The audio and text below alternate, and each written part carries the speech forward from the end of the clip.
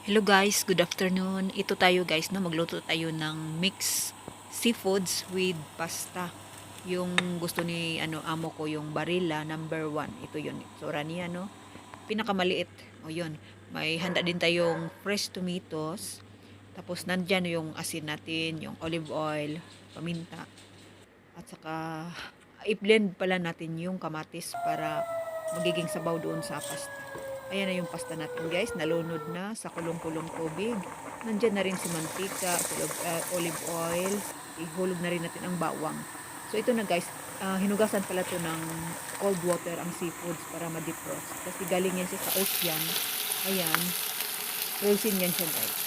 So nakagisa na tayo ng bawang, tapos ilunod na rin natin si seafoods.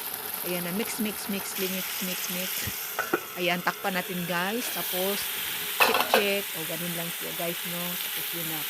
Mabilis lang to guys kasi seafoods lang naman siya. Ayan, tapos hanggang sa mamayang konti, mahibas-hibas yung sabaw niya kasi matubig yung protein.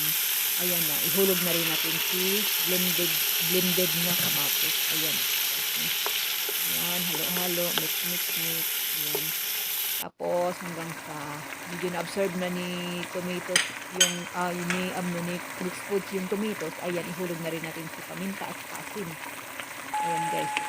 So hanggang sa medyo bumaba na yung nila sabaw, ayan, ilunod na rin natin si pasta. And then mix, mix, mix, mix, mix. Ayan, halo-halo. Hanggang sa ma-blend sila ng maayos. At saka tikman nyo na lang kung okay na ba ang panlasa kasi naghulog na ako ng paminta, asin. Minsan kasi pwede rin nating haluan ng parmesan cheese dyan. Pero yung amo ko ayaw mo na niyang ihalo sa pasta. So mix-mix lang tayo, ganun. Hanggang sa ready to eat na siya guys.